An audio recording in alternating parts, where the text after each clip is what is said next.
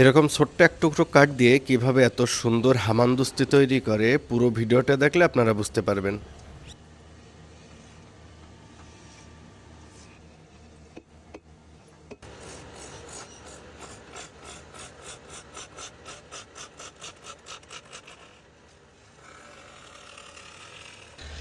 আর যেই কারিগর ভাইটি এই হামানদিস্তা তৈরি করছেন, এনারা মোটামুটি দিনে ৫০ থেকে ৬০টা এরকম কাঠের হামানদিস্তা তৈরি করতে পারেন।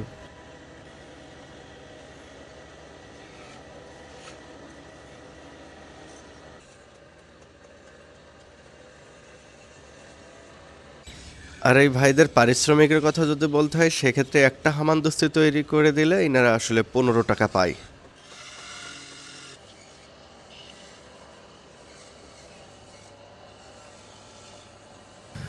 প্রতিটি হামানদিস্তা তৈরি করতে মোটামুটি ৪ থেকে ৫ মিনিট মতো আসলে সময় লাগে।